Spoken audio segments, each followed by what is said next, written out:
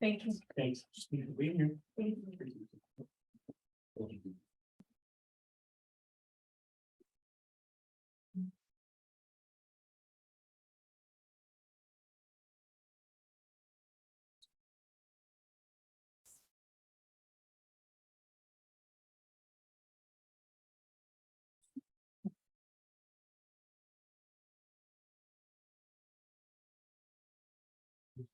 Employee of the month. Yeah, last year, who's gonna? Hello. Miss Sarah? Yes. So we were sent an email and I will read you the email. It says the whole city relies on information technology to provide services for our community. It is a very important part of each department. I feel that IT goes unnoticed most of the time, most likely by their design, until there is a problem. The fact are fewer and fewer problems shows our IT director is doing an amazing job. Portales Fire Department, like the rest of the city, could not function without the quick and professional response Christine provides. She is always working to ensure the city is operational and efficient. She has been an advocate for appropriate changes that have greatly improved each employee's job. Christine does the job of 5 or more people, ensuring policies, phones, servers, tablets, computers, and every other form of technology are functioning properly. She continues to go above and beyond for the city of Portales and its employees. It is my honor to nominate Christine Mitchell for Employee of the Month, Chief Timothy Covey. Christine?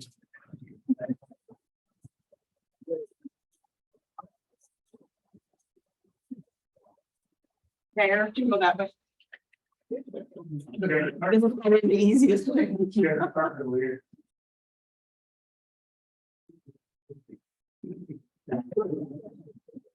Anyway. Good job. Appreciate it. There's a lot of behind the scenes stuff we don't even see, and thank you.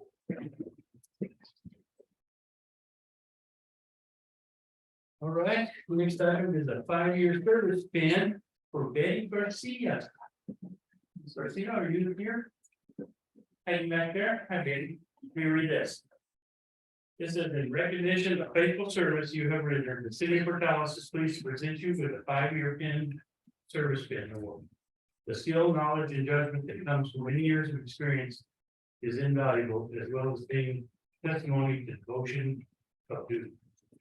On behalf of the city of Portales, its administration, and your fellow employees, we are pleased to present this award to you and congratulate you on your promotion. It's signed by Sarah Austin, our city manager, and your boss. Is she here? Yes. I saw Mr. Norton. Congratulations.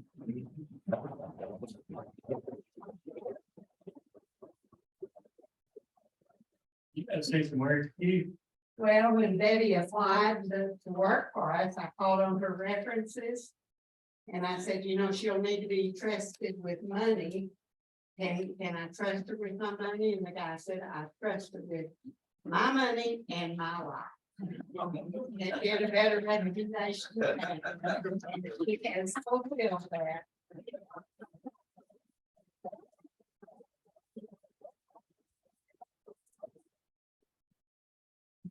Not down, 20 more to go.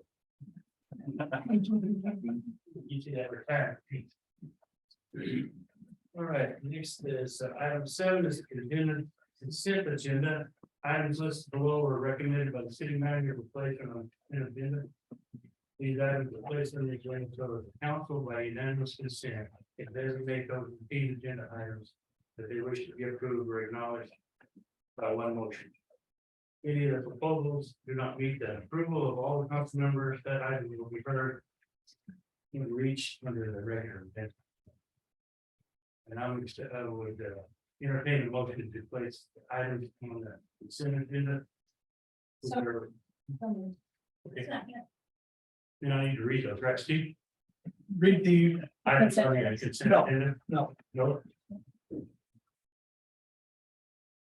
So we have a motion to approve the consent agenda by Ms. Cordova and a second by Ms. Park. Yes, correct. Would you read the roll? Part? Yes, sir. Mr. Lucero, Yes. Mr. Lopez, Yes. Mr. Robinson, Yes. Ms. Parker, Yes. Mr. Bowen, Yes. Ms. Cordova, Yes. Mr. Hefflin, Yes. Mr. Miller. Yes.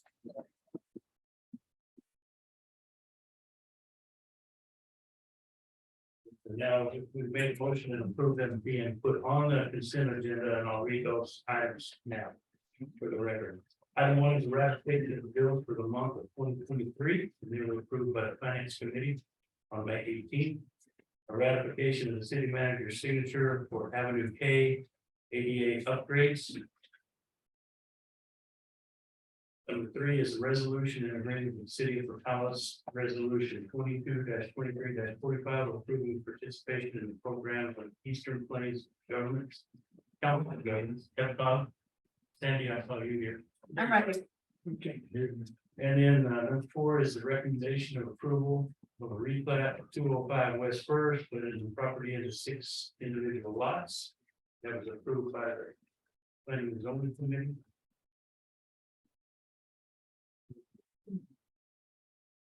And number 5 is the recommendation of approval for special use permit for a home daycare at 216 Colorado Drive that was also approved by the planning and zoning committee.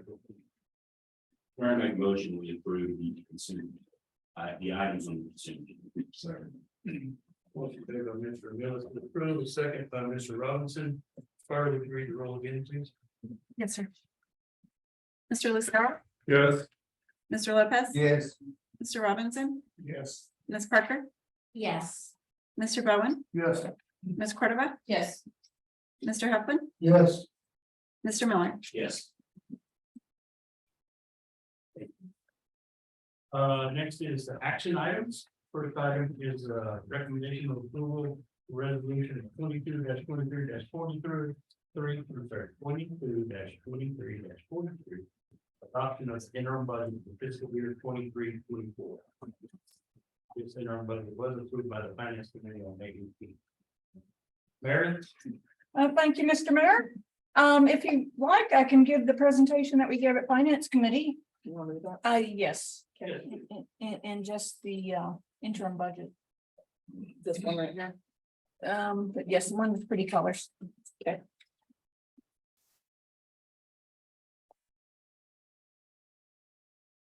And so, you know, just for some background, the city has a 2 budget process, as in, it's not that we have 2 budgets, but we approve our budget in 2 pieces, and we have to have the first budget or interim budget to the state by June 1st. And so this is what this budget is. And so as part of this budget, I'm just going to hit the highlights. The actual line items for the budget are over 5,000. And so we could be here for days if we went over each one. Our GRT, which is our gross receipts tax, are budgeted approximately $497,000 higher than in the current fiscal year. That's about a 6% increase, which pretty much ties with inflation. Actually, it's a little bit less than inflation. This last year, our retail sales are up, and my thoughts are that that's probably because of the internet sales tax, most of that. Because in a more rural area, unfortunately, we have to buy more off the internet, or people feel like they have to buy more off the internet. And so we're collecting more of those sales tax revenues off that. And then, of course, inflation, which I mentioned before. The property tax increases is included in that.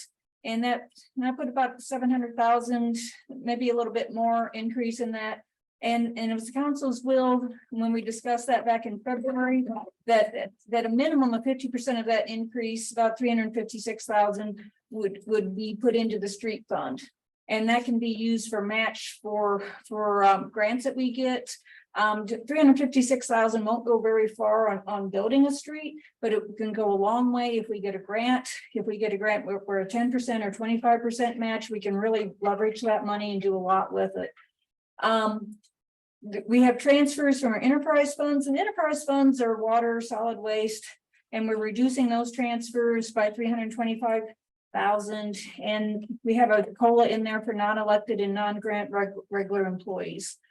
If you go to the next slide, budgetary highlights included, and these are grant projects, as I mentioned before, grants, and about how we can leverage our money. We received a grant for a skate park at Rotary Park. the grant is $728,385. Our match is $11,360 for that, so the total project budget is $739,745. When that's completed, that will be a premier skate park. Something that we may bring in people from other communities because it will be a beautiful skate park. We're also getting additional playground equipment at Rotary Park, and once again, that's a grant where we're leveraging our money. We have a local match of about $11,000, and the grant is $143,900 for a total of $154,490. And we're also setting aside money to make improvements at our convenience center. We want to put a permanent building there and just improve those facilities for our long-term employees. They have worked out of a temporary facility for way too long. I'd like to highlight on the matches for the playground equipment and the skate park, that will be done with in-kind service, so that won't be monies coming out of the general fund. It will be our crew doing the maintenance on removal of debris, trees, etc., playground equipment to prepare for those. So that in-kind match will be done via labor For the playground equipment. and the skate park. Right. Yeah. And so some continued budgetary highlights. We did receive a state grant for $250,000 for a chip spreader. And this is for the street department, and $100,000 for an emulsion tank, once again for the street department. And I forgot to include this, but we did get some money from a junior bill for $160,000 for police vehicles.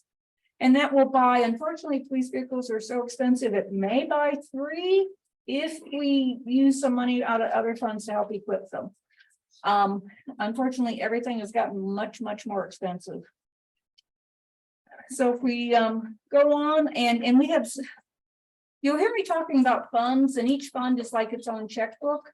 And the first fund I want to talk about is the general fund, and the general fund is next slide, please. It is where the majority of the operations of the city come from.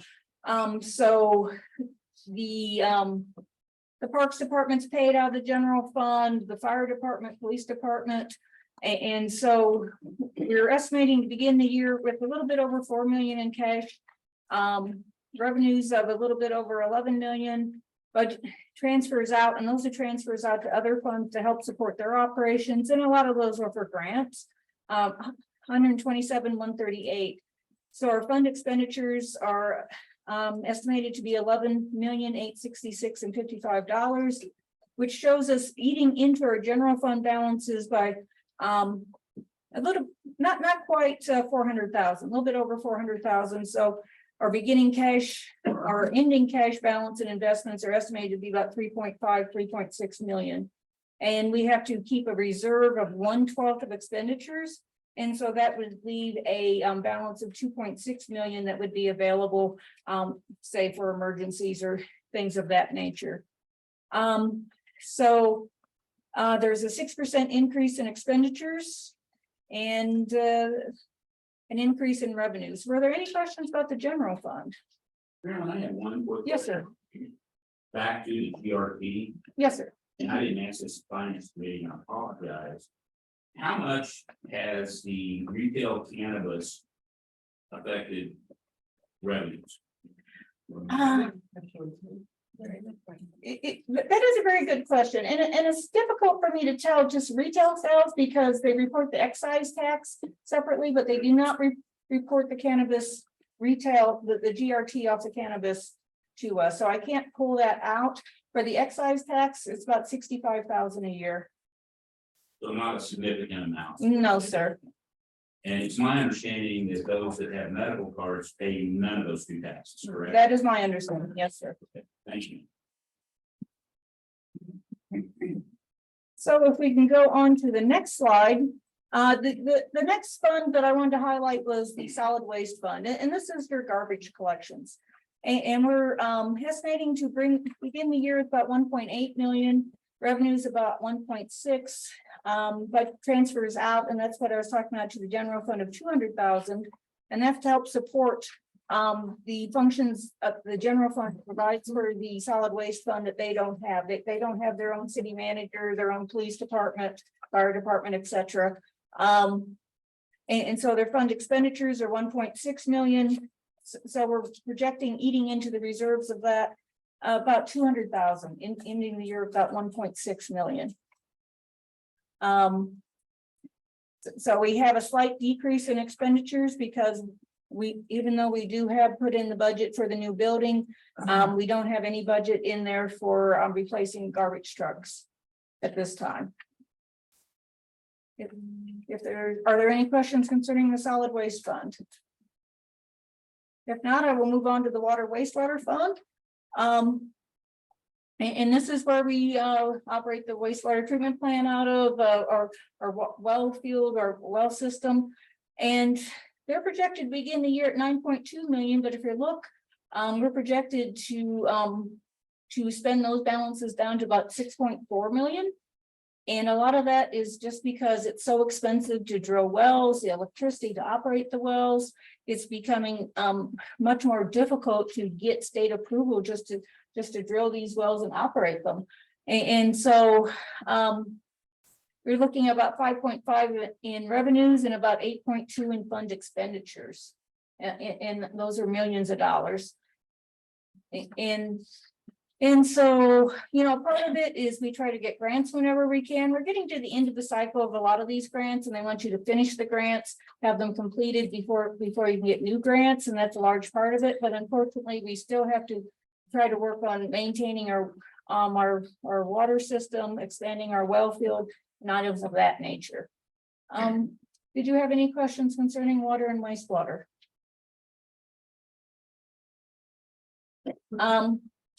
So then we'll move on. And I don't have a slide for the remaining funds. We have about 52 funds altogether.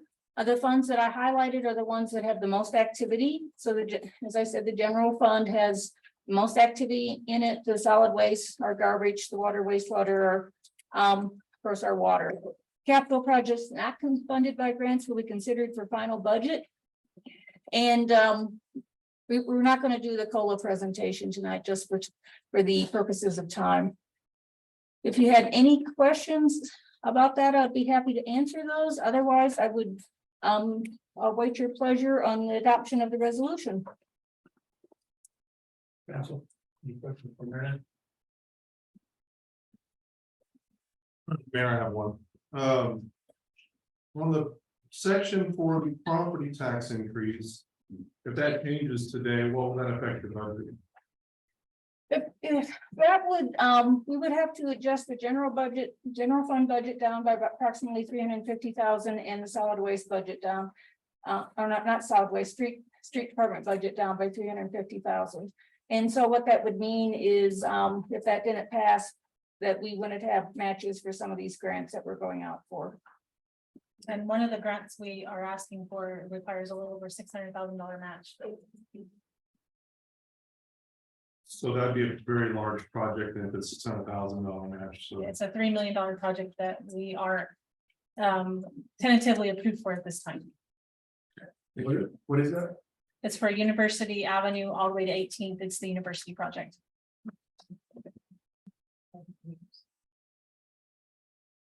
Thank you.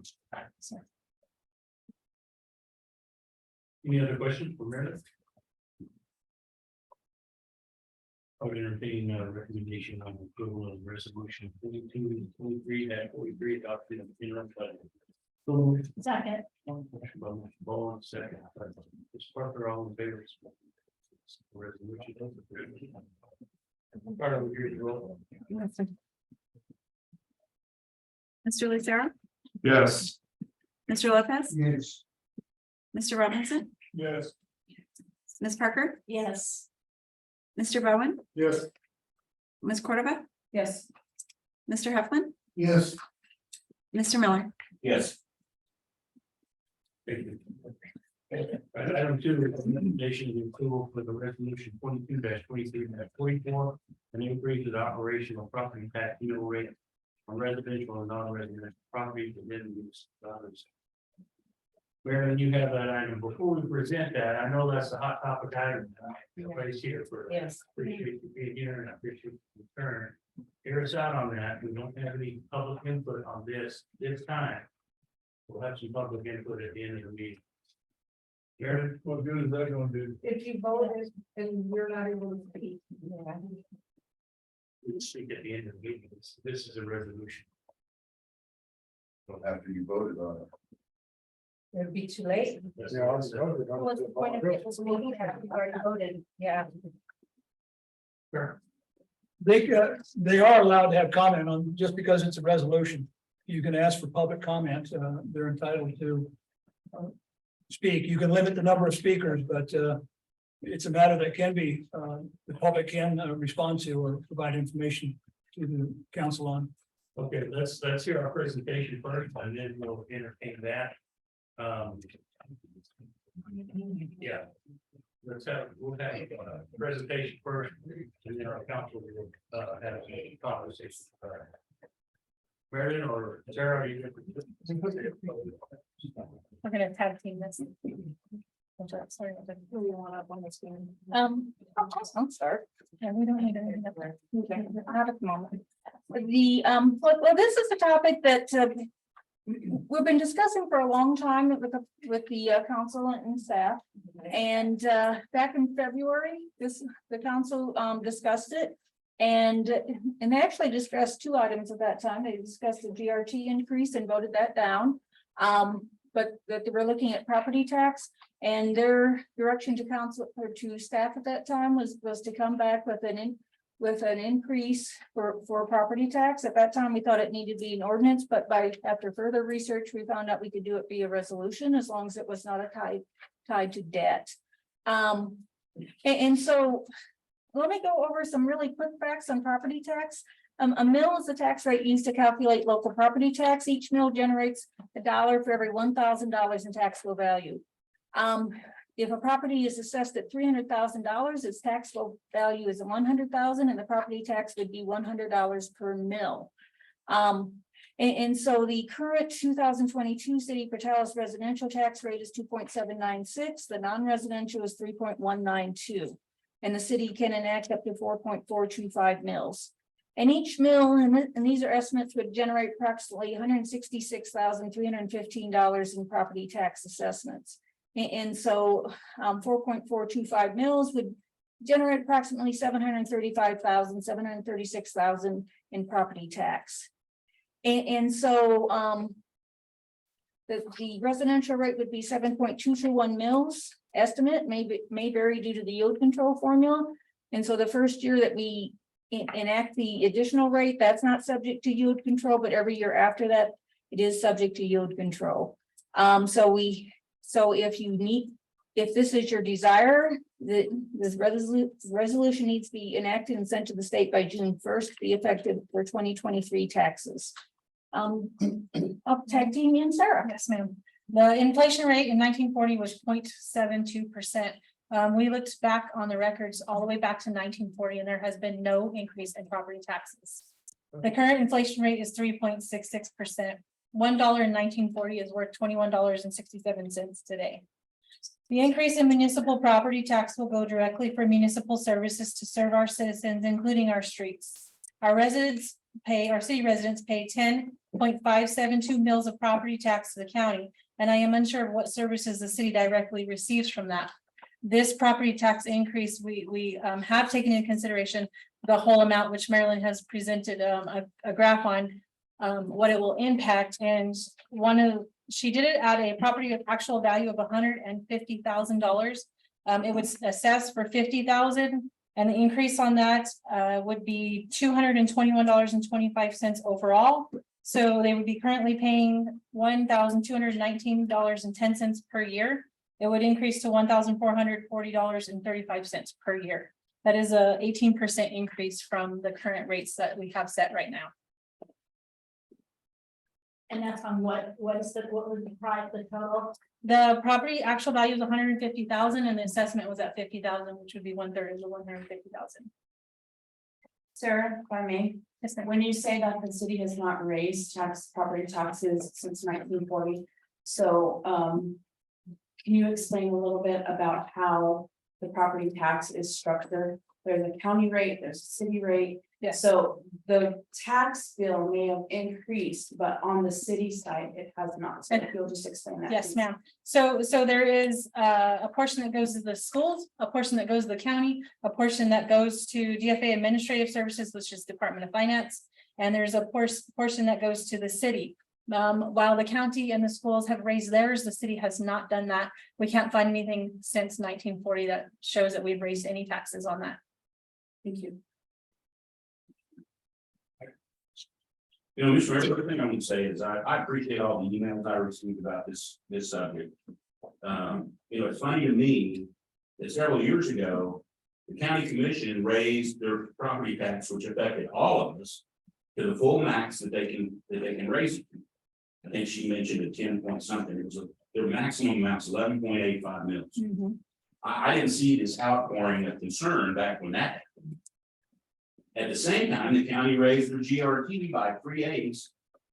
And so, you know, county resident, and that 3/8 GRT was imposed on all of our businesses that are both in and outside the town. And like Marilyn said, as we make up, the municipal population makes up 67% of the county population. And as Sarah said, it's difficult sometimes for me to realize what I get for the taxes that I pay to the county. I've been on this council off and on for 20 years. In all of my recollection, I don't believe this council that I've sat on has raised any taxes. We've talked about it. But we considered what happened with the county. We considered that if we raise what we're authorized to raise in GRT, we would have the highest gross receipts tax rate in the state, or along with a couple other cities. So we tried to do this in consideration of the taxes that you've already been imposed on and the increases that have been imposed on you. You know, in the meantime, our roads are suffering. We provide fire and EMS to most all of the county. We have county volunteer fire departments that do, but we're the backup for anything in the county, especially when it comes to EMS. We get absolutely no assistance from the county to do this. We've been in negotiations. I see a couple of commissioners here. These negotiations will continue, but these negotiations have been going on for years, in all honesty, for years, and nothing has come up. You know, and here's what happens. Gross receipts tax makes up 65% of our budget revenue. Probably closer to 75 or 80%.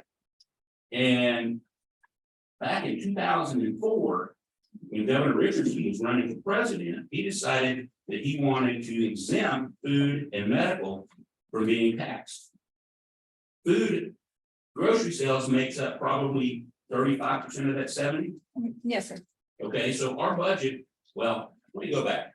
They also made a consideration and said, well, we'll make it up to you. We'll hold you harmless. Well, several years later, they decided they couldn't afford that, so they started clawing back that whole harmless money.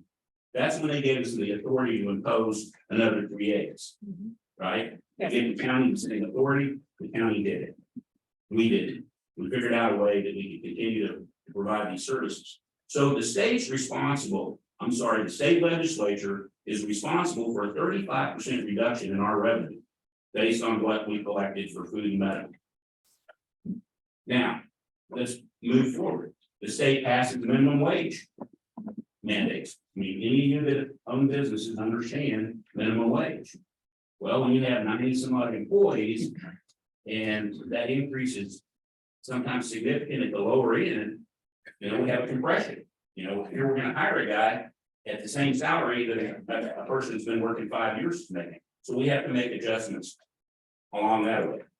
Okay, so that costs us extra money at no fault of our own.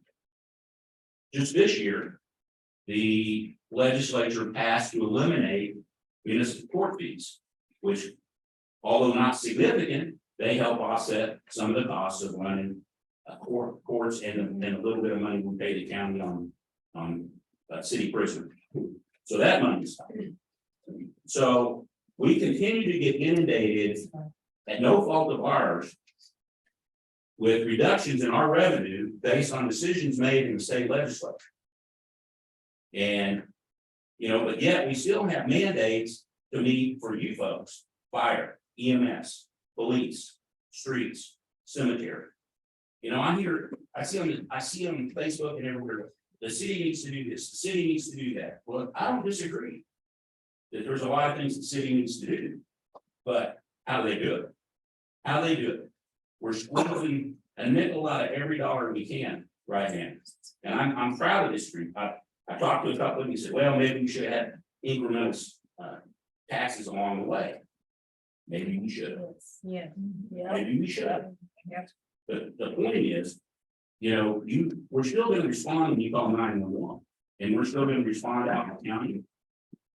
And we're gonna continue to provide these services the best we can. However, if we didn't have some sort of revenue increases, those services are gonna have to start being cut back.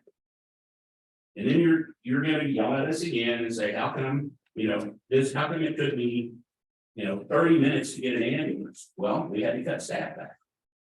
Or, that, I'm just saying, this is not an easy decision for anybody sitting up here.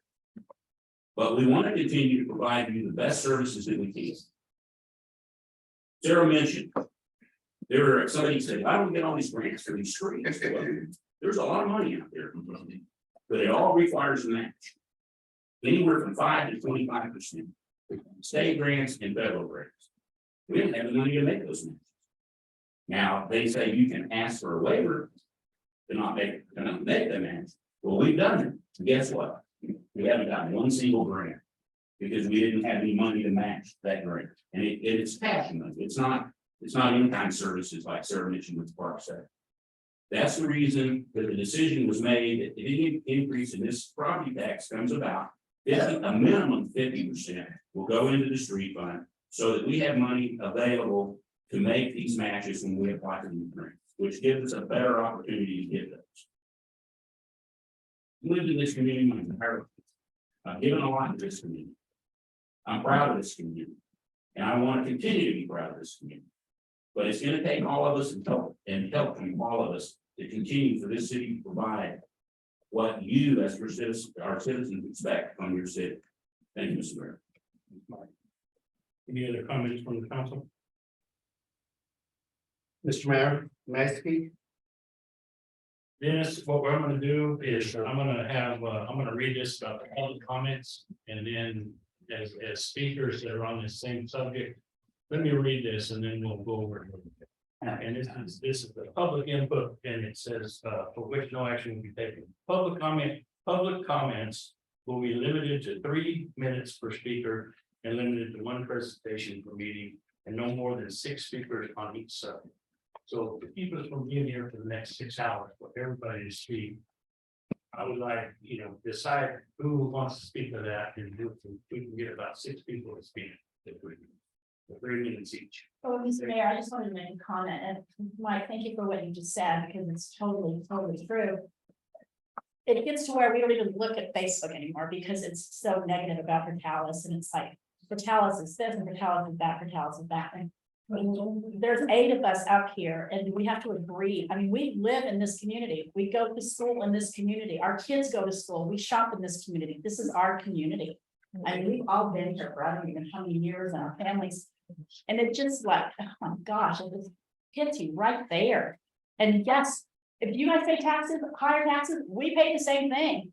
If the water goes up, we pay that water. We pay everything just like everybody else does.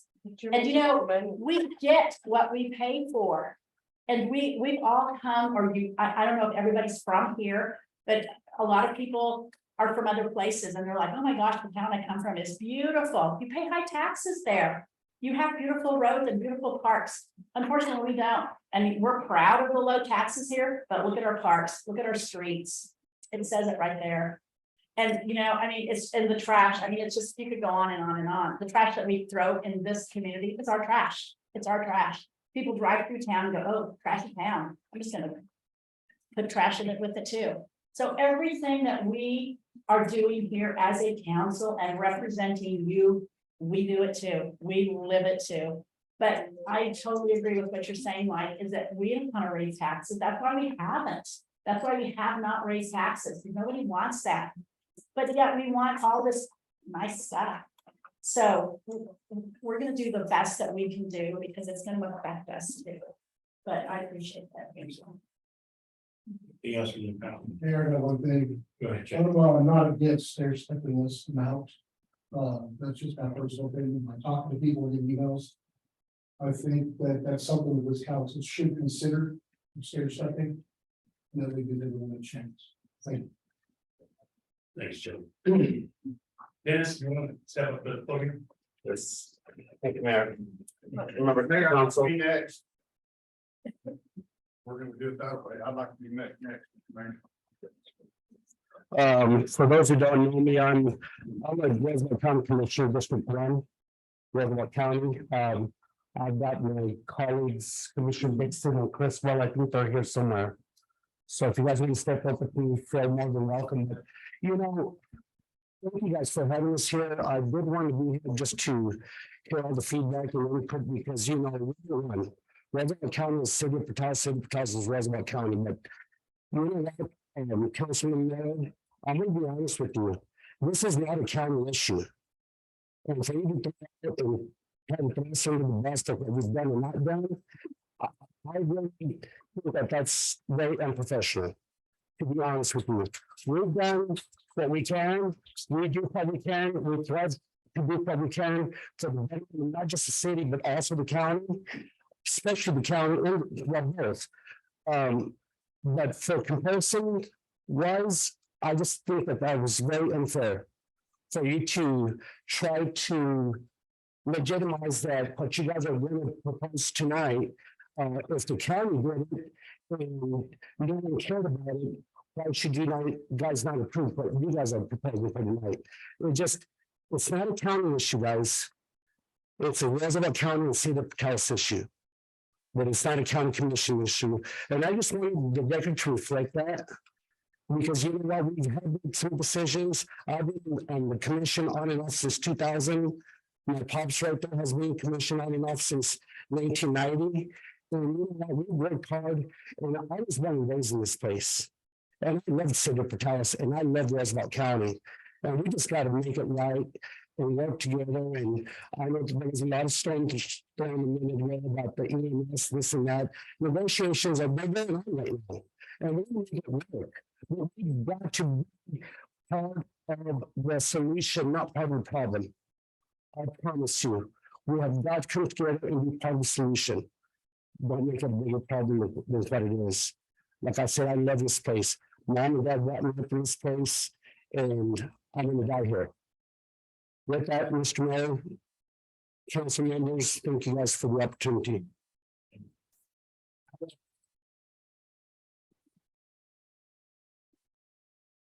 I have to admit, I very rarely agree with you, but I agree with you wholeheartedly on that. I've lived here all my life too, and I think that you know, we don't need to be preached that. Number two is I feel your pain, Councilman. I've been in financial trouble before. But looking at what you presented, looks to me like we've got some issues. We've got some issues on solid waste. Those decisions were made years ago. We're going to have to Corbin's. Now we've got problems. That decision dominated into another bad decision. We also have a heat rate project that a lot of people fell in. The federal government's going to give us, I'd love to have the federal government's money that Petoskey should have been allocated. Solution? Let's start thinking out of the box. 2,000 years of water under us. It's salt water. It's brackish. It has to be desalinated. What about nuclear? We can solve our problems. Dennis is right. We don't want to fight. We understand the problems. But you have to come up with solutions. Here's another solution. We've got a new president out at Eastern. Seems to me like the guy's pretty good at getting our capital outlay money. Would y'all agree? How much did they get? How much did we get? Why is that? Maybe we need to partner with Eastern and say, hey, we supported you for 60 years. How about you support us? We're with some inflation. We've got some bad things going on. How about us? How about you helping us with Portales like we've helped you? We need to sit down with the president. And we need the students back in class, not online. They help our businesses, they help our partners, they help our eateries. I don't mean to preach. I understand where you're at. But maybe it's time that we start thinking out of the box, start working together, and let's solve these problems. I would like for you to think about prorating instead of just doing 120%, 150%. Maybe you could go up slightly because of the residents are struggling. We're struggling paycheck to paycheck. You all know that. I feel for all of you how to make this decision, but maybe you can make it in a way to where you can unite the community and you can do it in a way that doesn't hurt the community. If you get bad enough, these folks, have they made some bad decisions? Yeah. But Can you state your name for the record? Alan Carter. But let's work together and let's figure this problem out. Thank you.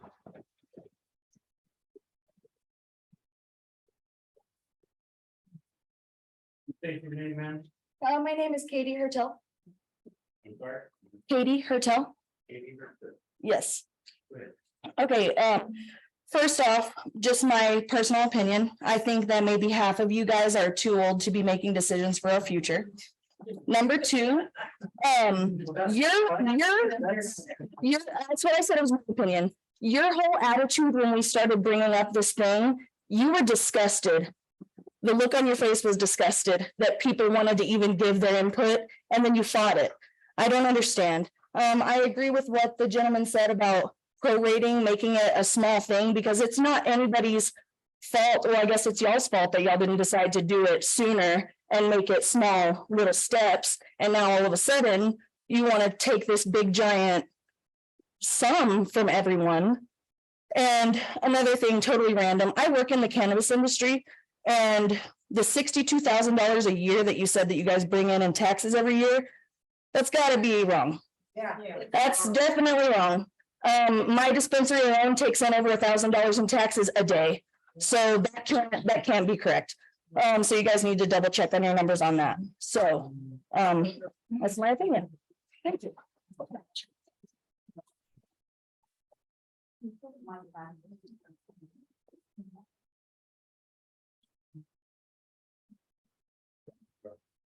Okay. So I was not born and raised here. The Air Force brought me here, 2000. Been here ever since. Obviously, if I didn't like it, I wouldn't be here. Sales tax, I don't understand why you don't go that route. My grandfather always said the only fair tax is sales tax. If you don't want to pay it, you don't buy something. It's easy. As inflation goes up, guess what? That percentage is still the same. The revenue comes in the same as the inflation goes up. Same thing with the property tax. As the property values go up, you're still getting a percentage, be it 10%, 50%, 1%. That dollar amount is going up every time. If it was $100,000 house in 1940 and it's $1 million house now, you're still getting that same percentage. It's a higher dollar amount and it's going with the inflation. So the monies are still there. Okay. As far as it being these guys' fault, it's all of our fault. We're all citizens. We all voted for these guys. Okay. We can't point the blame at them. It's all of our fault. And it was said earlier, we all need to work together. That's 100% true. We've all got to work through this. What the answer is, don't know. I don't have the answer. You guys have got to do the best you can do and you got to figure it out. But as far as the cannabis tax thing goes, there may be a misunderstanding there. The way GRT works is the city does not get that full $1,000 that you're getting every day or that you're charging. It goes to the state, to the county, it gets broken up 100 different ways. The city gets a certain percentage of that. So of that $1,000, I don't know if they get $10, if they get $100, I don't know the math, but I know the city does not get that $1,000 every day. So we all need to be open-minded on this.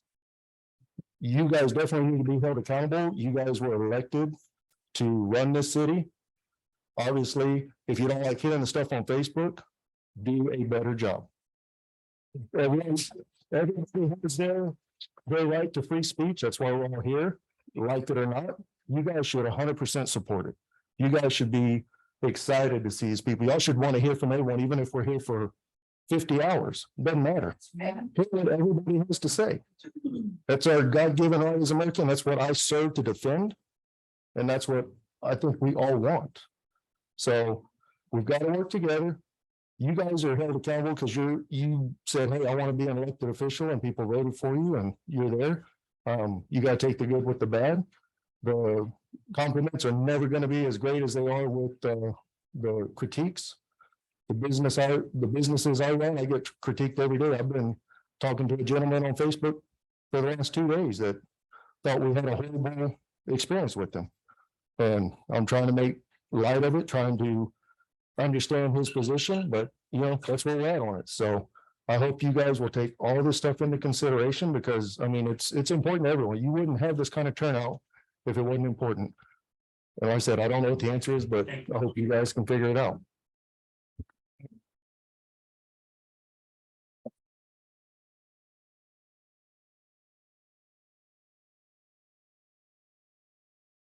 My name's Mike Rack. I have a couple of things. First of all, I appreciate everyone. Most of you I've known forever. I'm not here to pick at anybody. Chad's already suggested that we just do it gradually. I think 90% of the people in the room, that's our biggest complaint, is we jump to the very top of what we could do rather than step it little at a time. And I understand all of the points you made earlier. There are some people I don't know that we're considering in this, and I know most of us here are property owners or we wouldn't be here. But I represent 22 investors that own property in this town. And those investors had no idea this was coming. Yeah.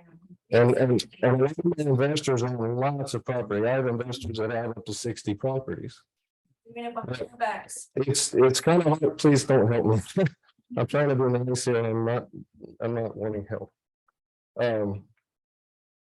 I think it's important to consider more than just the individual, because here's the thing, those investors, if you guys do this, those increases are going to get passed on to renters.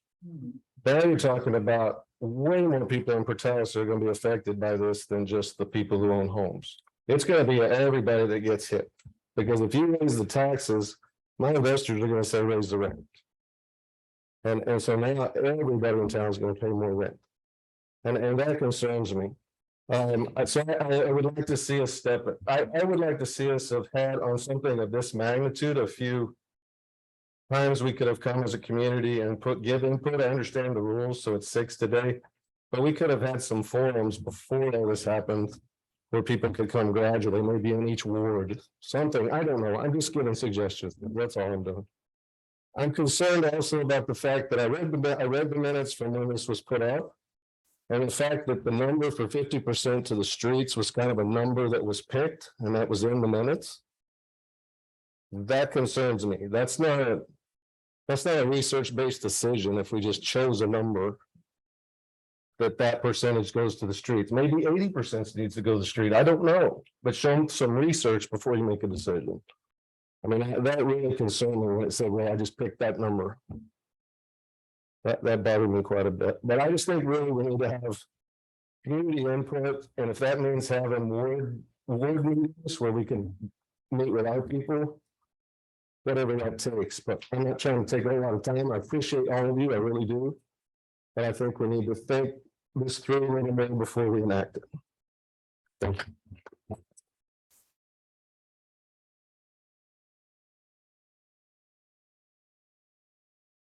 That lady.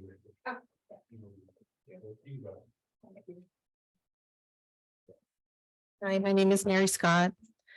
I have a couple of questions that I would like to ask and hopefully have answered. You've been some wonderful solutions to the problem. that we have at hand. And yes, this tax resolution, tax mill rate, is a very large concern for many property owners. I'm coming on behalf on elderly that can't be here.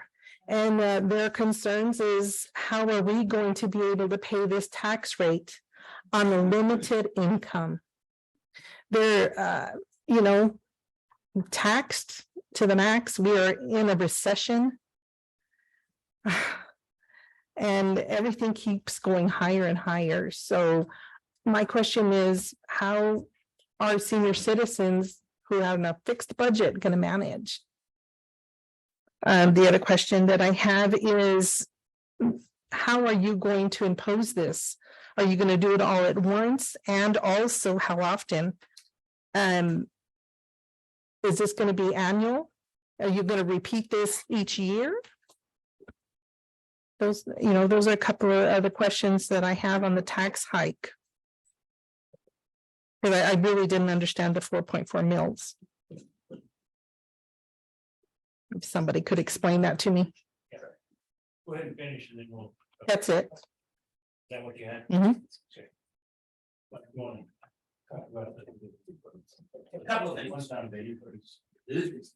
We are limited by the state legislature to what the maximum can be. All right, and so. What we had proposed in this proposal was raising this to the maximum, so we could never do it again. Okay, So you could never do it again. unless the state authorized this, the authorization for that would have to come from the state legislature. Mhm. Okay, so the 7 point, whatever, so, that's all that's allowed by state law. So once we get to that point, until the state of New Mexico, the New Mexico legislature changes that, we can't do it again. Okay, does that answer that part of your question? Yes, sir. Okay, and give me your other question, the senior citizens. Yes. And I'm not positive about this, but it seems to me that there is also in state law some relief on property taxes for those citizens over 75 years old. Okay, so I there, don't know exactly that, but I'm happy to go back and look at that. I would appreciate that. Also, for disabled veterans who are, unable to work, their home down. And senior citizen exemptions for some property tax relief. Okay. But I don't know exactly what that is. I just recall, but I'll be happy to try to find out and get you that information. Thank you.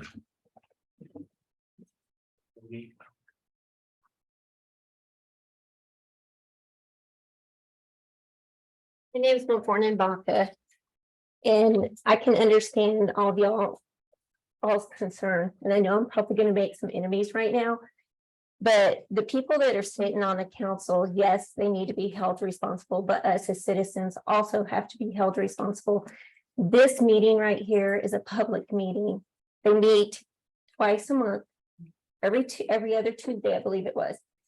This was talked about in February. So if all of y'all would have came to these meetings, this would not have blindsided you. You could have came up here and spoke before it came to today. But that's just it. We see everything in the newspapers, we get all irate, and we all pack up in here and we start dogging these people. That's not right, because we're not holding ourselves accountable. We aren't doing our duty as citizens to go over there and talk to them. Not why we have to talk meanly is beyond me, but if we can talk to them civilized people, we can get things situated and working for this city. Y'all haven't been here whenever we're talking about dumpsters. We don't have no money for new dumpsters. That's why the trash, that's why Portales looks crappy, is because we don't have money for the dumpsters. We don't have money to go and fix the dumpsters. We don't have money for a lot of stuff. But you guys just come in one night. Every other Tuesday, there's a meeting. It's open to the public. If y'all come, you can see what they're having to deal with every other Tuesday. Okay, don't dog them until you've sat in their chairs. Because the whole thing is, yeah, they represent us, but guess what? We voted them there So we need to back them and we need to make sure that we're talking to them so that they know how we feel. And I know you guys might hate me, and I agree with Chad. I do believe that we need to step this up instead of one great big sum. But that is something that you guys could have been talking to your representatives up there from February to today. That's all I had to say. Thank you.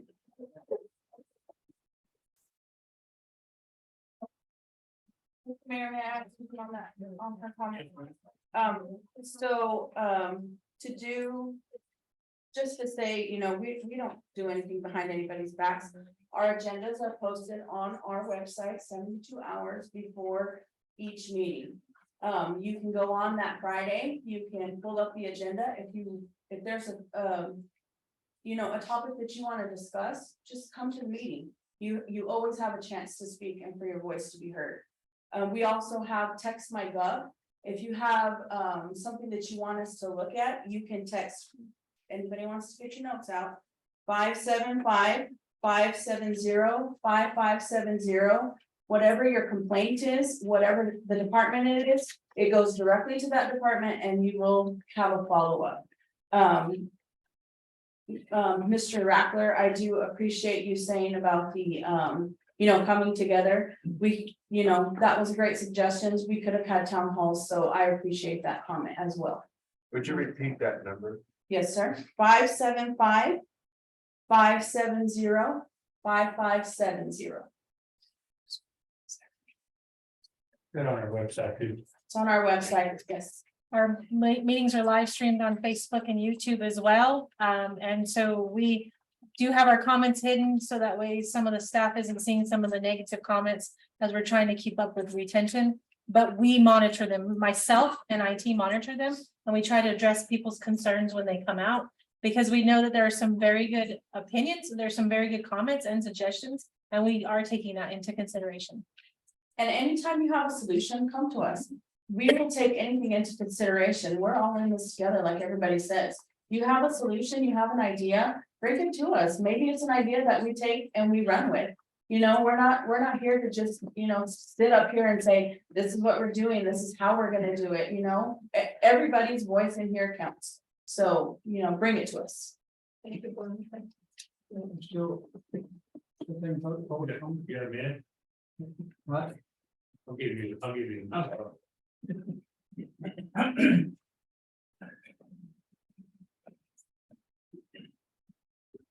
Carl Terry, Roosevelt County Chamber of Commerce. I think you got a letter that my board instructed us to send to you. But I want to make a couple of other points that kind of popped up tonight. Number one, going back to 40 years ago, or 1940s is not a good comparison because valuations have changed on a regular basis. So that property, my property, that's 150,000 now was not 150,000 in 1940. So it grows through that mechanism as well as the rate. So just want to make sure that that is clear to everyone in the room. Number two, sitting in the chair that I sit in the chamber, I see every day what's happening with our social services network. And I'm getting more and more calls. I can't pay my electric bill. I don't know. I'm getting folks that are trying to make their rent payment. And, you know, we have a limited number of resources that they can contact, and they're hitting me with stuff now that I don't know. And this is going to, you know, snowball that effect. You know, I worry about that. I think more I worry about that than for myself than I do for my job. But I am also very concerned about what it will do to business. And that's the main reason for writing the letter. I think we'll see a negative effect to business with this. We'll have businesses close. We'll have businesses go to close. We'll have businesses that won't open because of that when they start to add up the tax bill. And we just need to keep that in mind. It's the revenues tail off if you lose business. If you lose residents, it drops. So I think take that into consideration. And the last thing is, I don't want to hear another city councilor or county commissioner make a negative comment about the other entity. Can we knock it off? I have watched this all year long, and I've wanted so bad to get each of you in the same room together and knock your heads together. That wouldn't be very Christian of me. Right. But I don't want to hear it again in another public. Get it with a mediator. I think that's what's happening finally. Get that hashed out, and let's get it out of the headlines and get it out of the public meetings. We don't need that. It's never going to move this thing forward as a community. And I am proud of being in this community, living in this community. I don't care, what you say. We're doing a great job with what we got. And you need to keep that in mind and consider stepping this up. Thanks, Carl.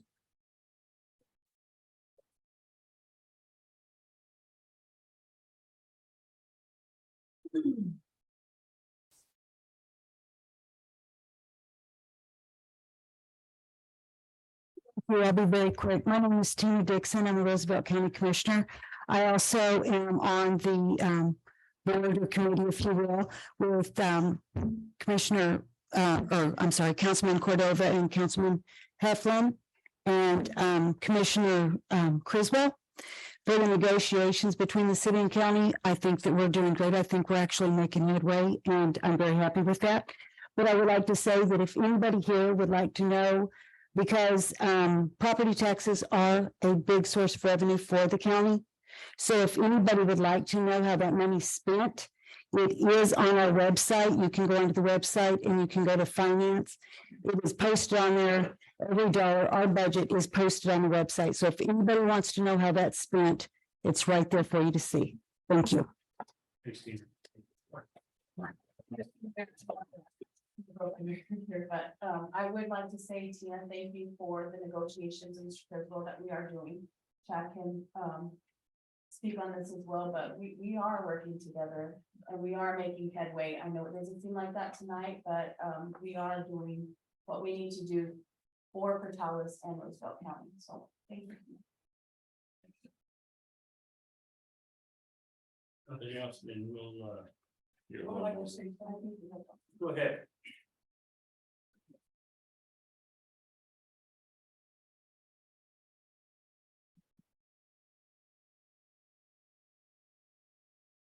My name is Nino Ortega, and I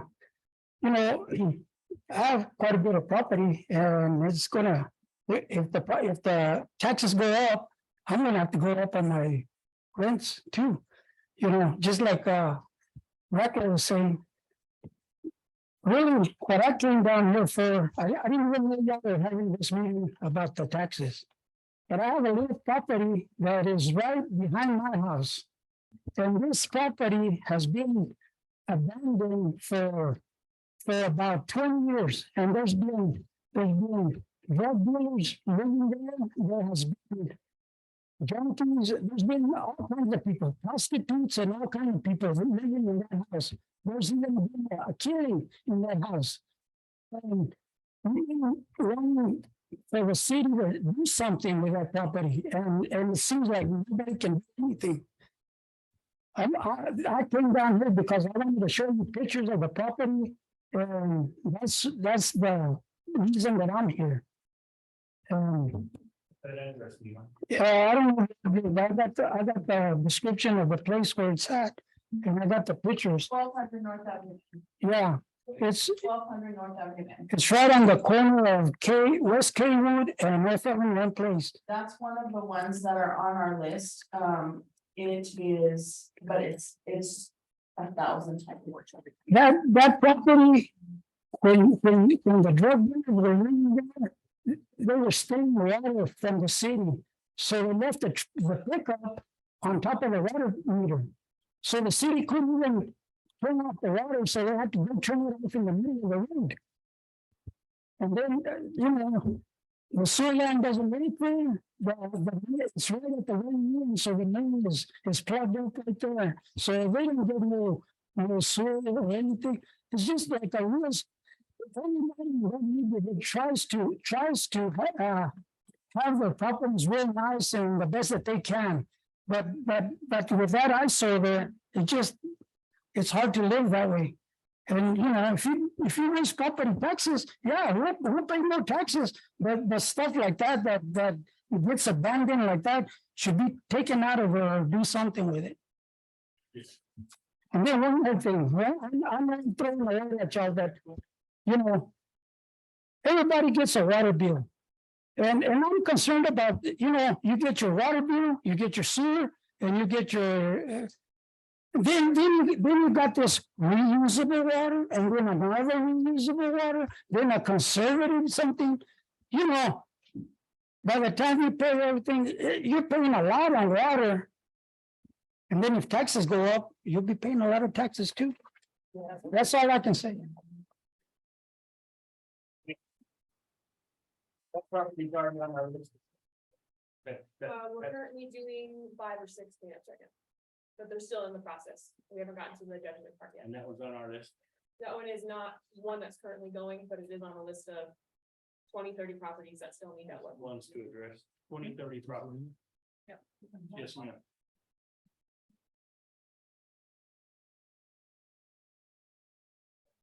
My name is Sandra Newsom, and I don't do this, but I have to say that because of what the gentleman just said about the property, we had a property that we were having trouble with. Well, the city got it cleaned up. I was very proud of you.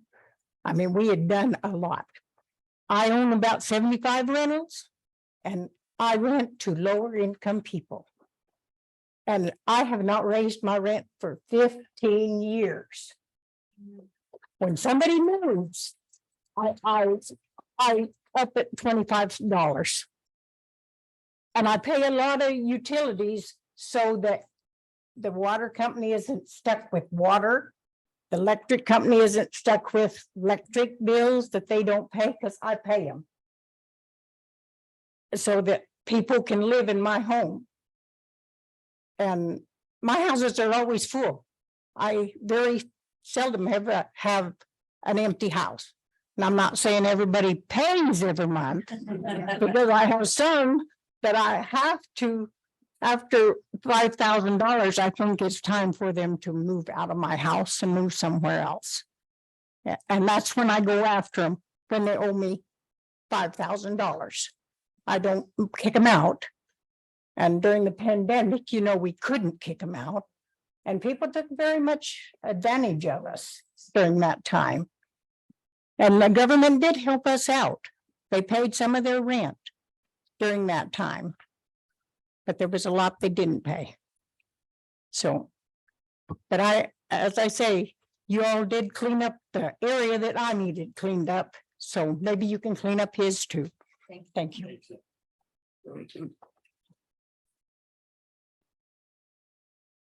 You know, I think, and I appreciate every speaker, and I apologize, Ms. Hurdle, if you felt like I was being cold or cold-hearted or uncaring, because that's not the case either. I lived here all my life, and I love it. And our best interests are in for towns, and raising taxes is not easy on any of us, I promise you. And we didn't take it lightly, and again, Ms. Block, I appreciate your comments about that. We did start in February, first meeting was February. And I understand too that when we have these meetings twice a month, that our crowd is very minimal usually. You know, there's hot topic like this, and unfortunately, everybody just heard about it this week or over the weekend. And I appreciate you being here. And we'll try to improve that communication somewhat. You know, we don't have a lot of communication anymore since we don't have the local newspaper, but twice a week, and what gets in there is, we have our meeting tonight, well, this doesn't even get reported till Sunday. You know, so, I mean, that's some things, we have our website that we try to get the information out to. Every person on this is here not constantly, but at every meeting, and we hear your concerns, and I think we're gonna address them, so.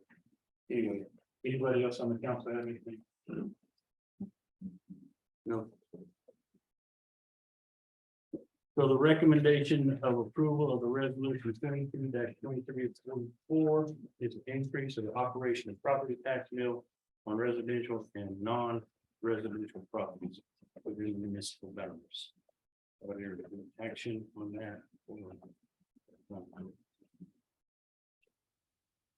Mayor, I'm gonna make a motion. I would like to amend resolution 22-23-44. I'm gonna amend it. I need would like a motion.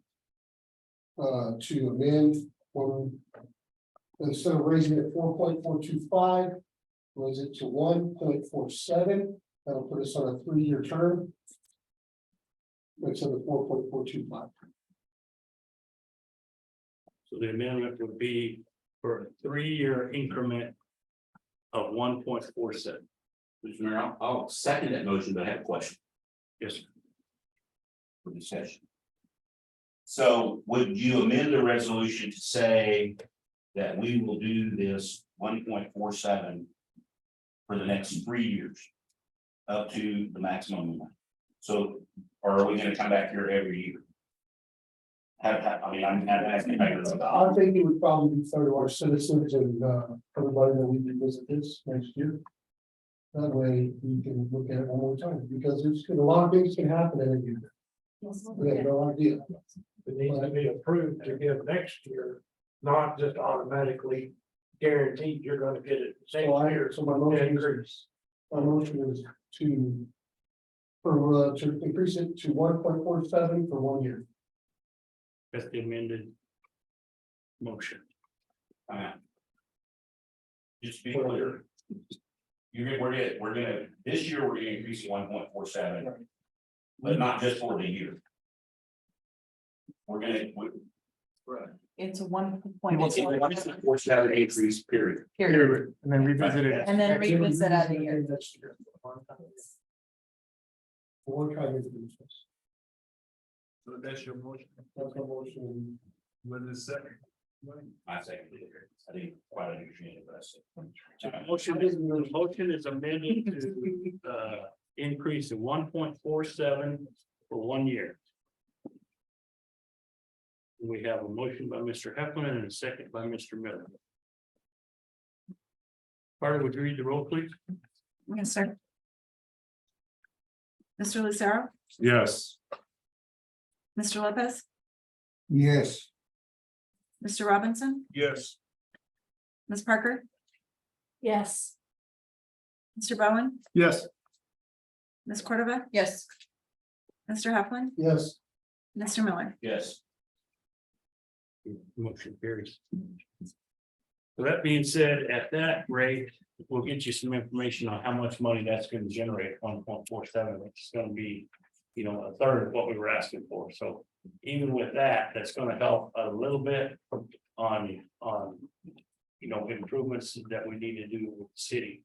I think, Mr. Carter, I think Alan made a good point of, whether we designate 50% for roads, or 80% for roads, or whatever, that needs to be revisited and probably more actually pinpointed on where we're going to spend that money.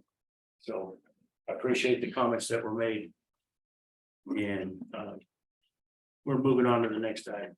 Thank you.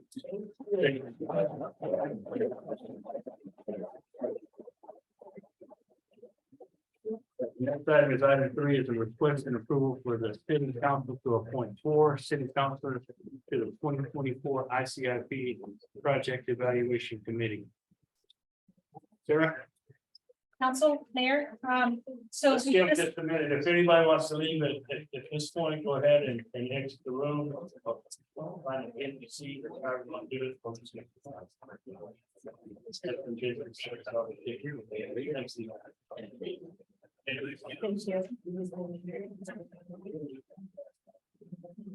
How are you?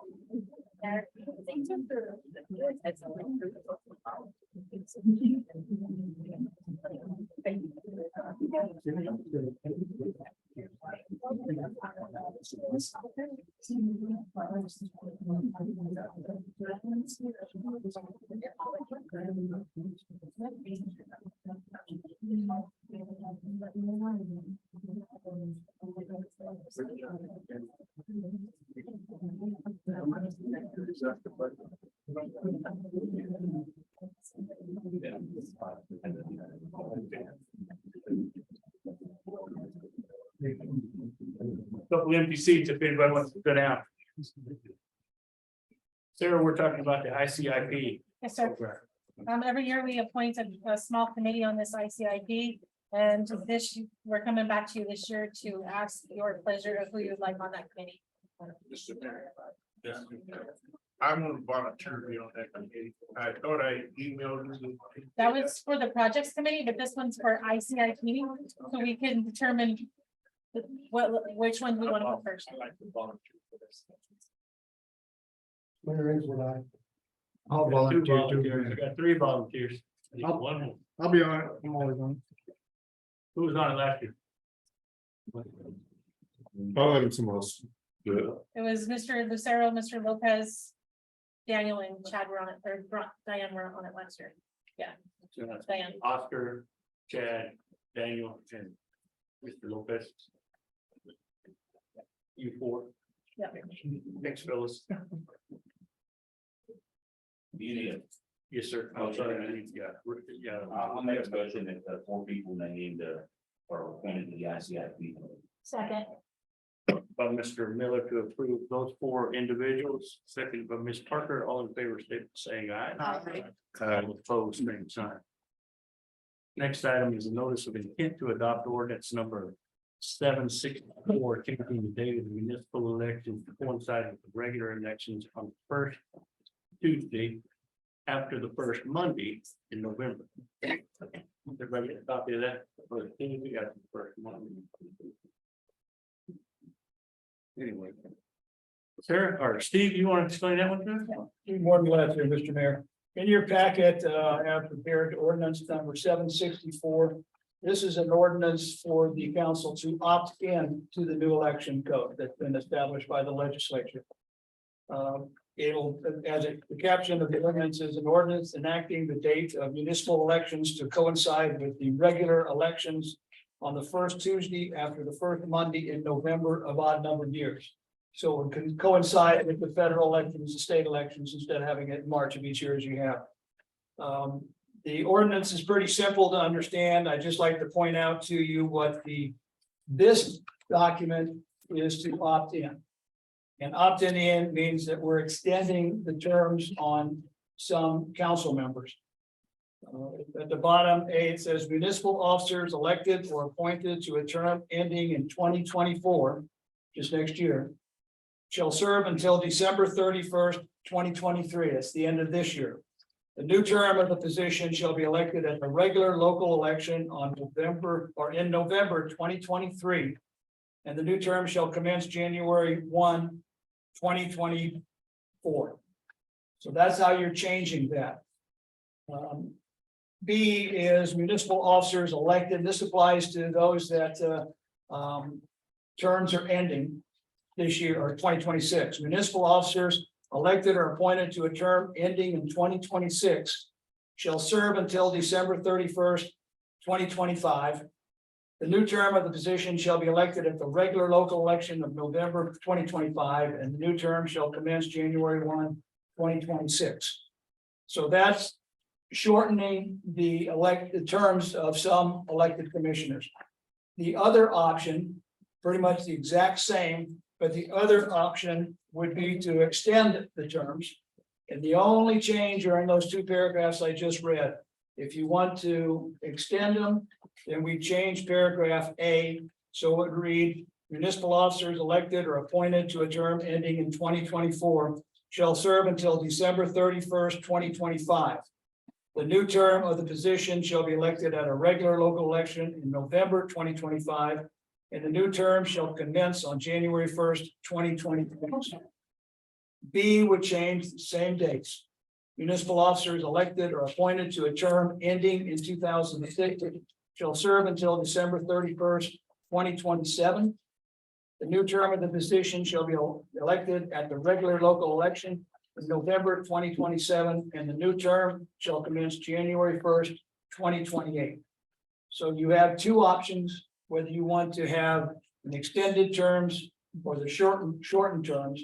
And the ordinance that is in your packet is the shortened terms.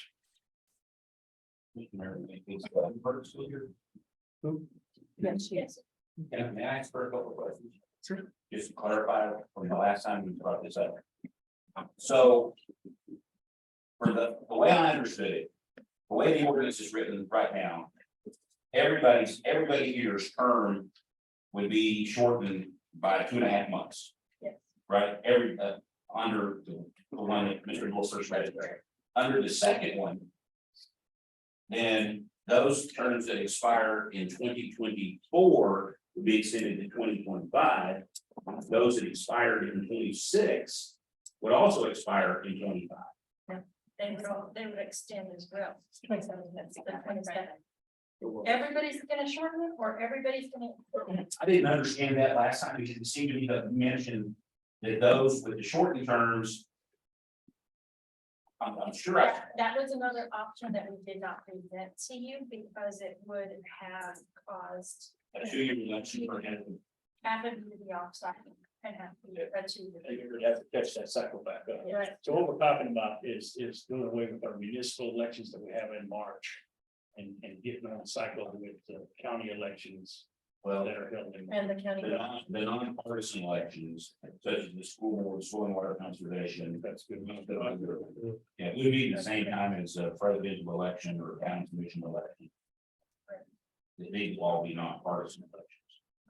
And the state pays for the entire election versus us. And the county would be handling elections at the next election. Thank you. Because I didn't hear that, they would all extend. I thought we had one or two, because you mentioned that the short term would have to go 2 years, and then I'm getting 2 years to do that on cycle. Yes. So technically, we're talking about either extending a year almost, or shortening by 2.5 months. And everybody the same way, whether your term ends now or later. If you shorten, you all shorten. If you extend, you all extend. Okay. Thank you for clarifying. Thank you. You're welcome. Mayor, I know when we were all elected, we were for a certain term. That's what we were elected, voted on, and was approved. I personally don't want to extend that, I'd rather shorten, to give, our constituents a voice, sooner than having that extend. So I would, want to go ahead, as it's approved, is what is saying it's shortened, right, Steve? Yes, Okay. The one that's presented. the ones in your packet. Yeah, I just feel that, extending our terms just doesn't feel right to me. Which is 764. Comments? Pardon me? I just asked the brother comments. Mayor, I agree with you. Okay, so this is a notice of, that being said, this is a notice of intent for ordinance 764, which would shorten the term. That would entertain action on that intent. Mayor, I move for approval. Second. Motion by Mr. Lucero, a second by Ms. Parker. All in favor, state saying aye. Aye. All opposed, same sign. Okay. And just for clarification, that's the one that's in your packet. Yes. Correct. Okay, thank you.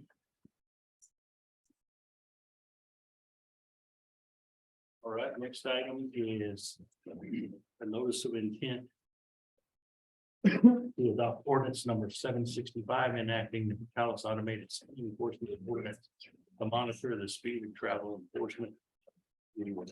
Speed enforcement can chief. For Sarah. You got it, chief. Okay. Better? Thank you. Okay. Oh, yes, Mr. Mayor, Council, tonight we're just asking that we've sent you all the proposed ordinance for the traffic enforcement. And make sure I don't mess it up. So we're asking for the intent to adopt. Is that correct? Yeah. Yes. Okay. You have any questions for? I have a question. Yes, sir. So. A picture is taken of my license plate, it's sent to the registered owner. And what if I don't receive that letter? It goes to collections? There's options. They can try again. And those are things that we can work out in the contract with the company if we choose.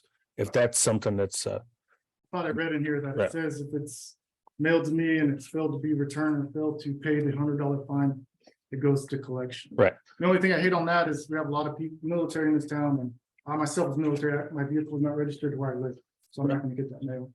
well, everyone's still required to update their address with the DMV, even if you're, like a lot of military people will have a Alaska driver's license with a Portales address. But military people, they don't have to register their vehicle where they live. Right, but they can update their address with their, let's with the say DMV. they're deployed, someone else has gotten their vehicle, they get that letter, it goes Right. on their. Like I That's said, something I don't mind. these are things that you as council can decide on with the contract as to how you wanted those handled. My goal is to slow people down. I totally I agree, mean- there's speeders out here and they need to slow down, I totally agree with you on that. I'm not gonna Right. fight you on that. I'm not looking to squeeze pennies out of people. I want people to slow down. That's all I want. Are these gonna be just during the school zone time or 24/7? You run them 24/7. School zone hours, it would adjust for the school zone speed limit. But from people on the square, I've talked to a lot of people in the businesses along 70 and everything else, and they are excited to think about it. So Get that $100 ticket. What if the person driving the car is not registered? That's my Question that we'll have to. And then what if they change the license plate? So. There's a lot of what ifs, I mean, there's some of that. I have a question. Okay, so for some clarification, chief. You take a picture of the license and that person gets a ticket.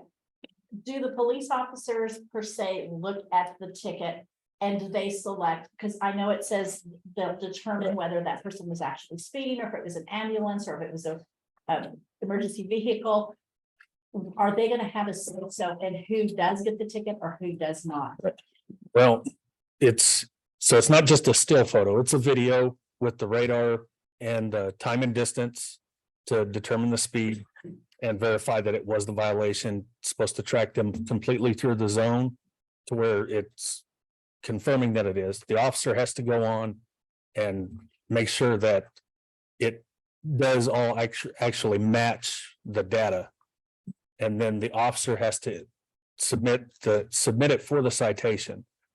They will review to make sure it's not an ambulance going to an emergency call. But now if it's one of my officers and they're going to lunch or going home, they're gonna get the ticket because when the registered owner gets that letter, they have the option to say, this is who was driving, my car was stolen, my car was sold, whatever the things are. Due process is still present. There still is the option to go talk to the judge and everything else. But the officers won't know who's driving the vehicle, which is gonna eliminate discrimination because you're not seeing who's driving. They can't say that they were picking on them. So they're looking at the license plates. Correct. And it's all tracked through the system, so there'll be accountability as far as, did we do this, that, or the other? I'm sorry, we're not. When this comes back to be adopted as an ordinance, there will be a public hearing. Just notice it. This is just notice of intent. We have to publish this so the public can see it. And then in 30 days, we'll do that. This is not public. Well, but in next time we have a public hearing on this. And you'll see the ordinance in the paper. Mayor. Yes, sir. For those in the crowd, we did a study on this. We didn't just arbitrarily pick this, they did, for every little zones, they monitored the speed. How many were speeding, what over the speed limit was.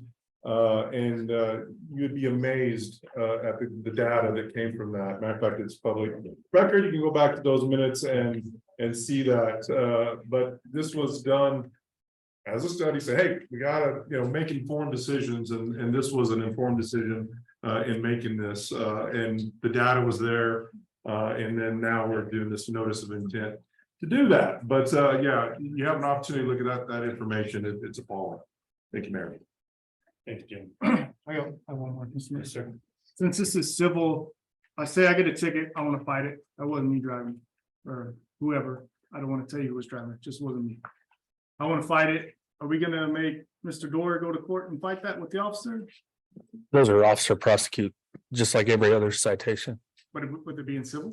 It's still, the burden's on the officer who issued it. I don't think we would, we haven't been using Mr. Dorr for anything traffic. The reason I asked him Mr. Dorr is because we use him when we cite someone into court for their property being a mess, and you have to file that in the court, correct? That's correct. That's a completely different transaction though.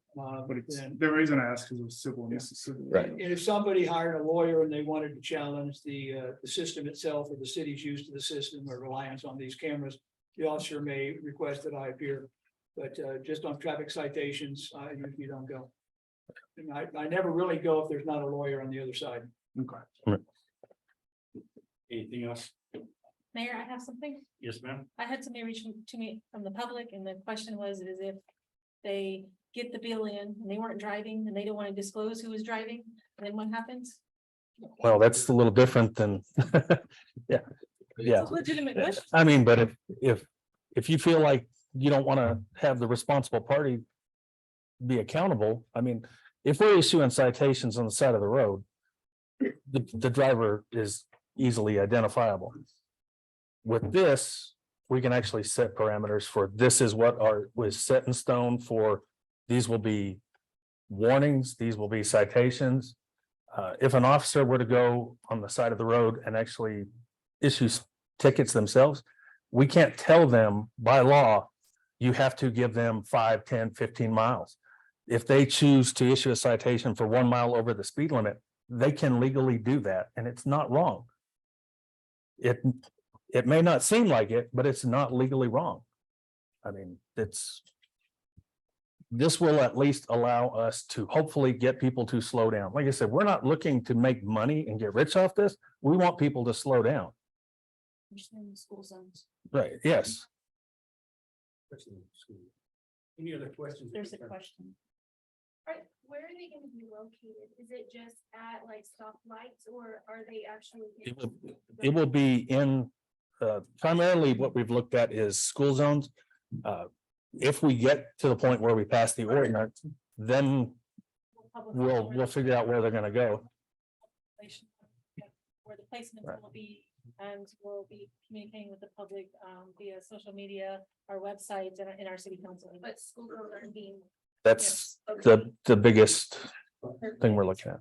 Since we're taking so much Thanks. time, We'll have some at the end. We'll have some at the end of the discussion. on the research that y'all did, y'all do any research on how many cities, towns that put these systems in, Yes. and they quickly pulled them back out because they created issues?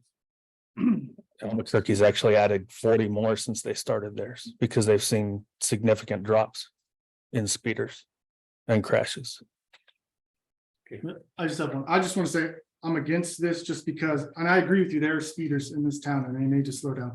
But we need more physical officers on the street. Here, we are just citing the registered owner, not the person that actually committed the crime. You're innocent until proven guilty. So. Correct. Which is why there's still due process in it. But nobody's, The ordinance says you're either gonna pay the fine or tell me who did it. That's what the ordinance states. Pay $100 or tell me who did it. but it still goes through the due process where it can go to court. And I don't exactly have people knocking on my door to come and be police officers, and no one does. So. Yeah, I'd like to say something. Yes, sir. I'm gonna be against it. I've been against it all the time, so I'm gonna be against it now. Okay. You might as well know that right away. All right, any other comment? We're fixing to take a vote on that. So this is intent, notice of intent for ordinance number 765. I have a question. What's it gonna cost? Nothing, With ongoing costs, like the contract you're talking about. nothing to the city. Everything will be paid to the fines that are paid, and it'll be done through the system that we put it through. So it will be no cost to the city. We'll have public comments at the end, okay, if anybody else wants to make a public comment. So that's the question before us is the notice of intent for ordinance number 765. Mr. Mayor, I'd like to make a motion to approve the notice of intent to adopt ordinance 765. I'll second. From Ms. Parker to approve, second by Mr. Lucero, all in favor, state by saying aye. Aye. Nay. Opposed, same sign. We have a nay, 2 nays, and ordinance, the intent is passed. Thank you.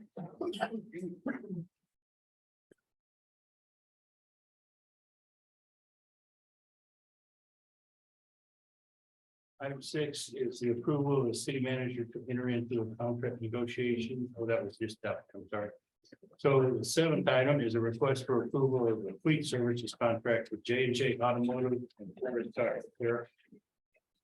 Actually, number 6 was appropriate, Mayor, and it is premature. However, if you guys do go forward with the ordinance, we'll be able to have that much time to review the contract and make any changes as you see fit. So what we're requesting for you is to allow me to start the contract negotiations, but it will not be approved unless the ordinance is passed and you also approve the contract. Cart before the horse. I am putting cart before the horse. We have adequate time to review the contract and make sure that everything you guys want addressed is in there. We're putting the intent out there, and then we're also going to give, this is the item 6. And it states request for approval of the city manager to enter into contract negotiations regarding the speed enforcement cameras. Yes. So if any councilmen have questions on that, please. I don't have a question. I just have a comment and I would like to see what's in the contract before we approve it. And that is, this is not approving the contract. it's Negotiating it for the approving terms to make sure that it has what you all want. And it right now is with legal, and then I'm gonna send it to you and you'll review it to bring it back. So that way we have something ready if you decide to approve it. You're just working on the Yes, contract. ma'am. Okay, Got to get you all the information. thank you. We'll start working on that contract, and then the ordinance will come back to us in 2 weeks. That will include the contract. It will include the contract, and if the ordinance does not pass and the contract does not get signed. So. You know, we stated to these people that when the ordinance comes back, there will be a public hearing, Right, correct? right. And so then that contract will have answers maybe to some of these questions, Yes, then, but even then, can we still negotiate further the contract? even if Absolutely. We approve the ordinance. yes. You don't have to approve it at that time, or you can approve it subject to changes or modifications. It's not binding until. But this will allow the city to incorporate some of the comments, suggestions, and concerns that have been raised here. And hopefully get that into the draft contract before it's presented to you for approval.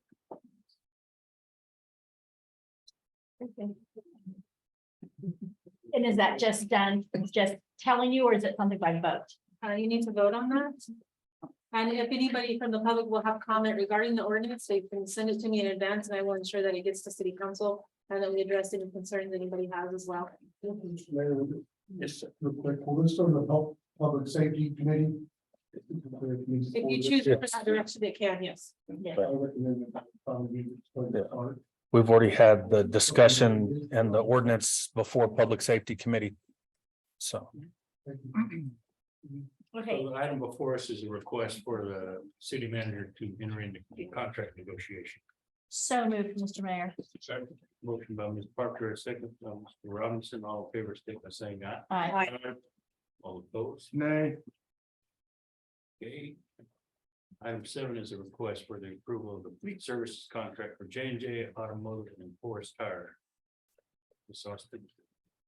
These 2 contracts are the exact same, other than the change in name for the those who put in for the RFP.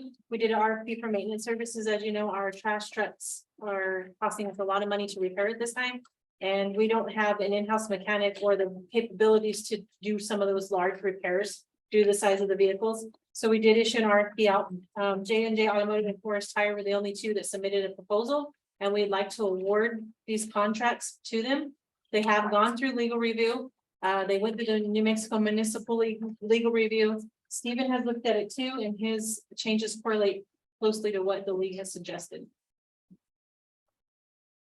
Any questions for Sarah? So they would be basically working for the city through a contract. Yes, So ma'am. when needed, that they would be called and they would already be ready to go.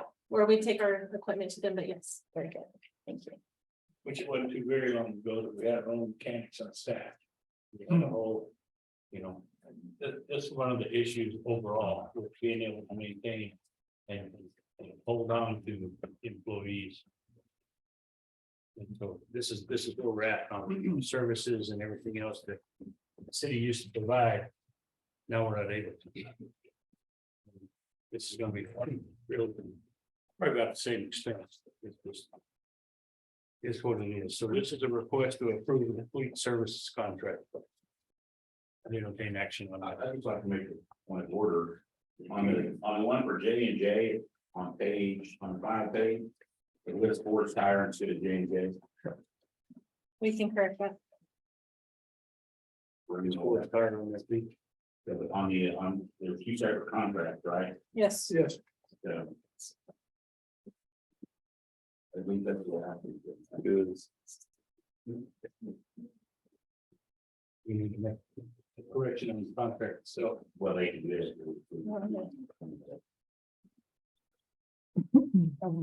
With that correction in the request for approval standing. We get a motion for approval. So moved. Second. Ms. Parker, second by Mr. Bowman, all in favor, state by saying aye. Aye. All same sign. Okay, last item is public input for which no action will be taken, any matter not known about or which would not reasonably would proceed prior to the time of posting of the agenda. This agenda item is for information only. Public comments will be limited to 3 minutes per speaker, limited to 1 presentation per meeting, and no more than 6 speakers on the subject. Councilors will not respond to comments or answer questions to avoid any violations of the Open Meetings Act. Direct any questions or requests for information to the city manager in writing during regular business hours. So does anybody have any other comments they want to make publicly? Clarification. So if you guys put forward a motion to have something go through, do we get the time to speak on that object would be now for public hearing when you propose it? Or when it goes through after you vote on it? You can speak on it tonight if you'd like to. I'm just trying to understand. So the intent of the ordinance, is that the one you're asking about? I'm saying, for example, for the previous thing, when we got notification in the paper. When was the proper time to have like a town hall or, not necessarily a town hall, but to have input to those? Would have been tonight, or is it supposed to be another night to have more input in those? It's 2 weeks. Anytime in that 2-week period that's published, you can contact your council members or anybody understands some questions. Thank you very much, man. Yes, sir. How often do you publish? We publish those whenever they're approved in this council. Is that correct? They get published on. That's for the ordinance form. I think what he's asking is for a regular agenda item. And I think Ms. Cordova mentioned that our agenda is on the website every Friday, Every other Friday. every other Friday prior to the meeting. Right. Occurring on the next Tuesday. I think what his question is how does he reach to you to comment on it? If there's not a public comment, how do they reach the council to comment on it? We're all available. I mean, Right. their address, their. Our email address. Emails are publicized on the website, and if you guys get me anything, as Carl Terry can vouch for, I will ensure that the council gets anything that you may want to have in council look at. I don't know, did you get my letter? I got it. I emailed it to you.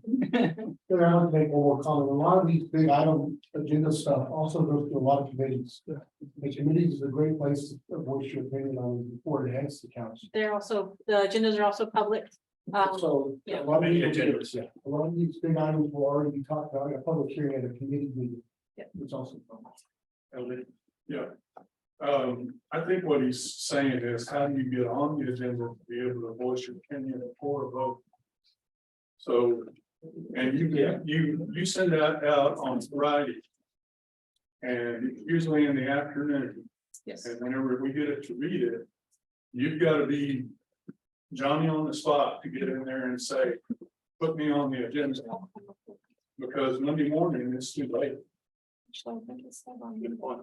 Well, for example, right now, if you're wanting to get on the agenda for our next meeting, which is in 2 weeks, you can actually contact her, correct? Our city manager at this point. And say, I have something that I'd like to discuss, or within the next week, just contact her and she will get it on the agenda. Is that on the traffic light thing will be going on? The radar? We'll do a public discussion at our next council meeting in 2 weeks. Yes. And then some, so some of these items are talked about prior to, and we can't approve them until we give time. So this, like the tax was back in February. So February, now we're in May. So you've had ample time to bring it up. If you go onto our website, look at our minutes, read it, see what's on the agendas, and then, you know, take responsibility to come to the meetings. Eldon, you do a great job. And Well, I've been coming to a lot of meetings. But the problem is that we need a little more advance notice than just Friday afternoon at the last minute to be able to get on the agenda. So we offer till 4 p.m. on Monday to get on the agenda. So from Friday to Monday, I I feel thought like you had to have 72 hours. no, that's to placed on the agenda. that's if you want to place an item on the agenda, but to speak on the agenda, you can come to me up until 4 p.m. on Monday. That's not correct. And as far as notice of intents go, we do give a public comment before it's voted on, so the traffic ordinance you'll be able to speak about before they make a council decision. Thanks for clarifying that. And those are great questions. I appreciate you. Anything else from the public? Council, okay, let's talk dumpsters.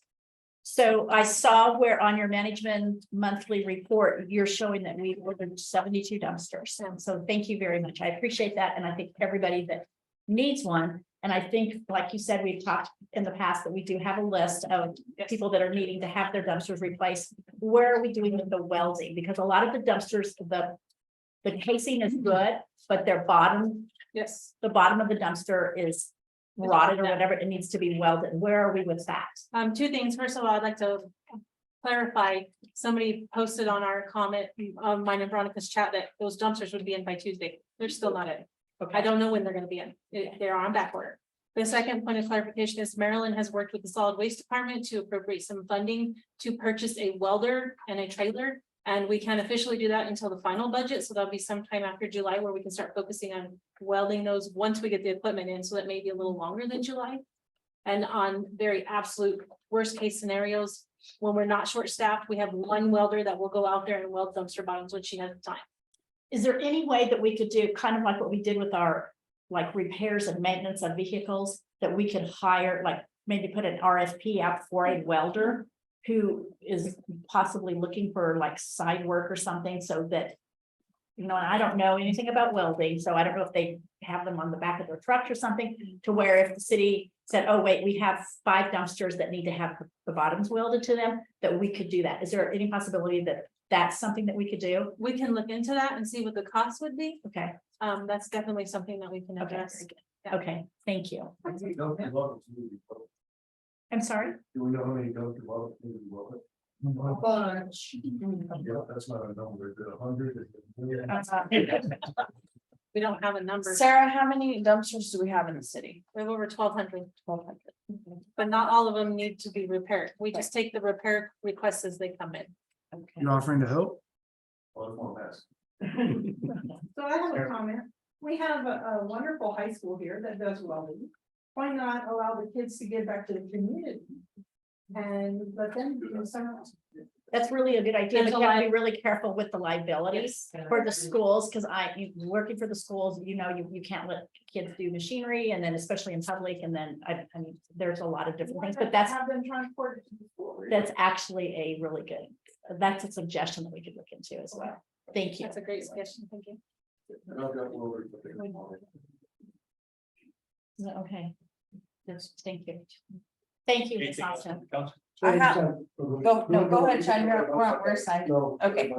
I just wanted to make just a public comment, just, you know, so we're all aware, of course, you know, we did lower that tax rate. Which, you know, we're proud to do, but our match for some of our projects, is going to be minimal now.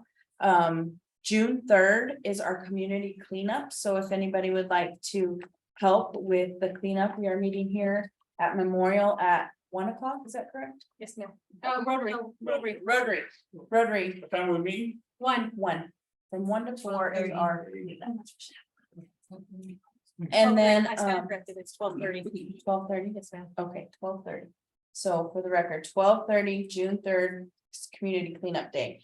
Anybody who wants to help, show up to Rotary Park and we will get down and dirty cleaning our community. And then how did Adopt a Cop go today? Good, it was warm. Good. Well, we appreciate you being in the school system. Thank you, Chris. I'm done. Sure. Memorial Day is Monday, just a friendly reminder to the cemetery to water the cemetery well, so those people that place flags. Don't have to work so hard and don't break flags, trying to get them in the dirt, so appreciate that, thank you. There are just a few things, first I want to mention that the pool will be open on May 26th. With the baby pool. Just the baby pool. With full With baby pool. with the baby pool. Yeah. Okay, good. So that's May 26th, and then. It is my daughter's 17th birthday, so I will wish her happy birthday. Anything else from the phone? Okay, at this time, we're gonna go into an executive session. Mayor, I'm sorry, Chief. Oh, thank you, council. This is EMS week, as you're well aware. We will be having a moment of silence tomorrow at noon after the tornado sirens at our station one, if anyone would like to join us. We also have a survey out on our Facebook page, so the community can tell us how we're doing. So we can identify areas to improve, and it gives you the opportunity to compliment our guys if you've seen them do a good job. Thanks, Chief. Sorry about that. Mayor, I have one thing, if I could say something. Yes, ma'am. I am new to Portales, 2 years to Portales, the city manager, and this council took a chance on me. It's a very good council to work for compared to where I worked at before, and they really will listen to you if you guys just reach out to them. They have their emails publicized. They're always constantly coming to me with concerns they hear from constituents, and I just want to give them that due because they really do care. They live here, they're from here, they really do care. So I do want the record to reflect that, please. Thank you, Sarah. Anything else at all? The executive session is a closed meeting action. To convene into a closed meeting to discuss matters provided for under New Mexico statutes pertaining to open meetings for attorney-client privilege with threatened or pending litigation. Mayor, I move we go into executive session to discuss attorney-client privilege with threatened or pending litigation. Second. Mr. Miller, a second by Mr. Robinson. Carter, will you read the roll, please? Yes, sir. Mr. Lucero? Yes. Mr. Lopez? Yes. Mr. Robinson? Yeah. Ms. Parker? Yes. Mr. Bowen? Yes. Ms. Cordova? Yes. Mr. Heflin? Yes. Mr. Miller? Yes. We're to close second. Matt. Motion by Mr. Robinson, a second by Ms. Cordova. All in favor, state by saying aye. Aye. All opposed, state sign. The third item is action as a result of the closed session. There was no action taken, only those matters discussed pending litigation. And then we're adjourned. Thank you.